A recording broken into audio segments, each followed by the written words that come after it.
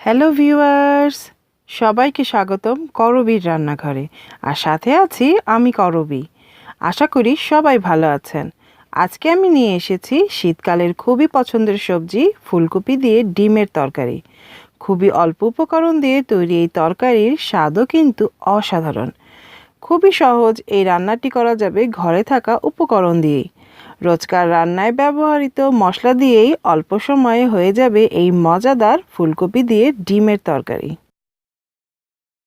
আর একটা কথা, এখনও যারা আমার চ্যানেলটি সাবস্ক্রাইব করেননি, নতুন নতুন ও সহজ সব রেসিপি পেতে আজই সাবস্ক্রাইব করে নিন।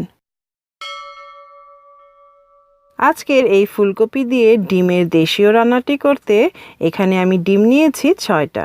এভাবে একটা ছুরির সাহায্যে আমি কাট লাগিয়ে নিচ্ছি।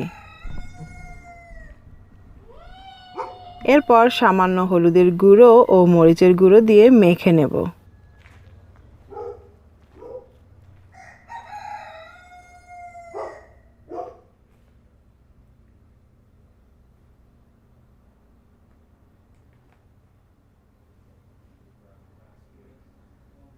আর নিয়েছি শীতের মজাদার সবজি ফুলকপি ও নতুন আলু।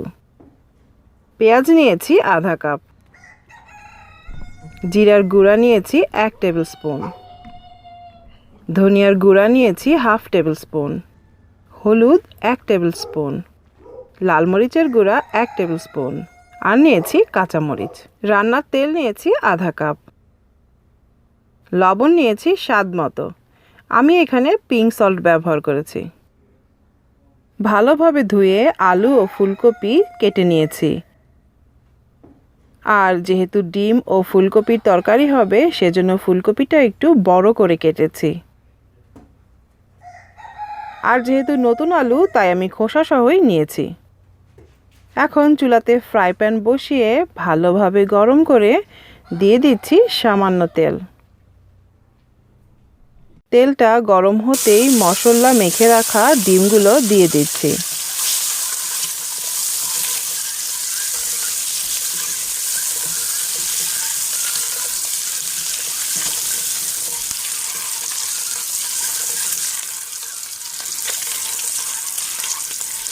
ডিমগুলো এইরকম একটু লাল লাল করে ভেজে নিচ্ছি।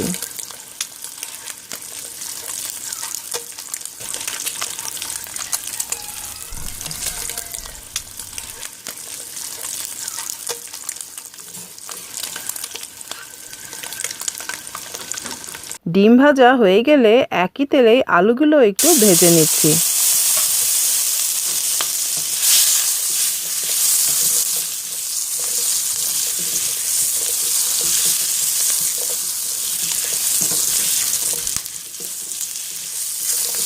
এভাবে আলুটা একটু ভেজে রান্না করলে খেতে কিন্তু খুবই ভালো লাগবে। আলু ভাজা শেষ।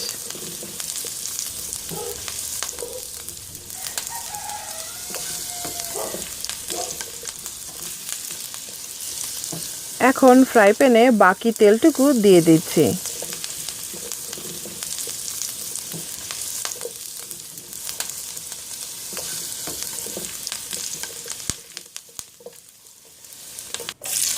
তেল গরম হতেই পেঁয়াজ দিলাম।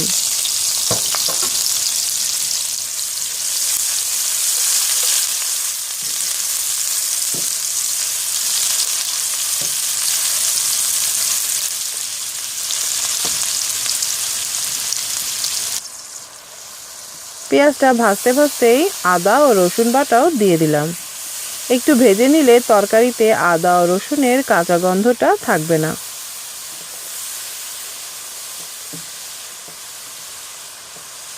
সামান্য একটু পানি দিয়ে দিচ্ছি। এখন সমস্ত গুঁড়া মশলা দিয়ে দিচ্ছি।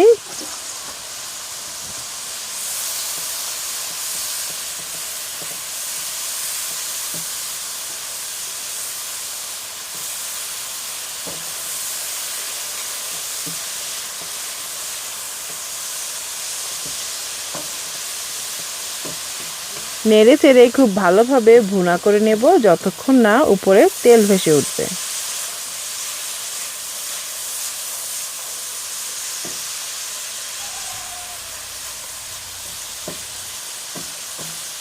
ঠিক যখন এভাবে মশলার উপর তেল ভেসে উঠবে তখন ফুলকপিটা দিয়ে দেব আর সাথে দিয়ে দিচ্ছি স্বাদ মতো লবণ। এখন একটু নেড়ে চেড়ে সমস্ত মশলার সাথে ফুলকপিটা মিশিয়ে নিচ্ছি।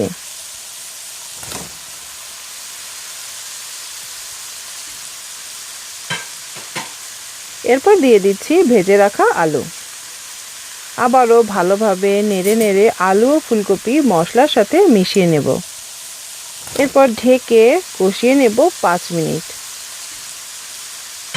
5 মিনিট পরে পরিমাণ মতো পানি দিয়ে ও সাথে ভেজে রাখা ডিম ও কাঁচামরিচ দিয়ে ঢেকে রান্না করব ততক্ষণ যতক্ষণ না ফুলকপি ও আলু সিদ্ধ হবে। এর মাঝে কয়েকবারই ঢাকনা সরিয়ে নেড়ে দেব। আর ফুলকপির এই তরকারিটা কিন্তু একটু ঝাল ঝাল খেতেই ভালো লাগে।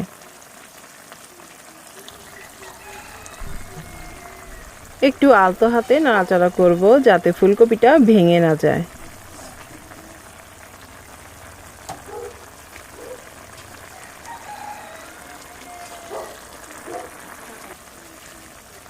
এখন ঢেকে রান্না করব আরো কিছুটা সময়।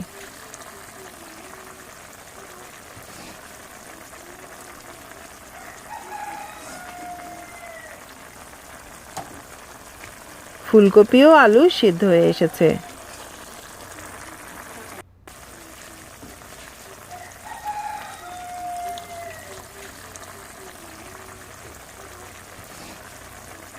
এখন একটু নেড়ে দিয়ে দিচ্ছি ভাজা জিরার গুঁড়া। এতে তরকারিতে খুব সুন্দর একটা ভাজা জিরার গন্ধ হবে। ভাজা জিরার গুঁড়া দিয়েই ঢেকে রাখবো আরো 5 মিনিট একদম নিভু আঁচে।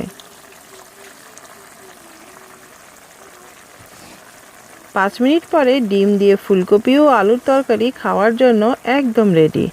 গরম গরম ভাতের সাথে ঝাল ঝাল আলু ফুলকপির তরকারি খেতে কিন্তু অসাধারণ লাগবে। আশা করি আপনারাও বানাবেন। আর ঘরে ফুলকপি আলু দিয়ে ডিম রান্না করলে কেমন হয়েছে সেই ছবি শেয়ার করতে পারেন আমার ফেসবুক পেজে। এছাড়াও যে কোনো রেসিপি শেয়ার করতে পারেন আমার রান্নাঘর গ্রুপে। লাইক শেয়ার ও কমেন্ট করে আর আমার চ্যানেলটি সাবস্ক্রাইব করে আমাকে সাপোর্ট করার বিনীত অনুরোধ রেখে আজকের মতো বিদায় নিচ্ছি। আবারও দেখা হবে নতুন কোনো রেসিপি নিয়ে। আশা করি সবাই ভালো থাকবেন। আর ভিডিওটি দেখার জন্য সবাইকে অসংখ্য ধন্যবাদ।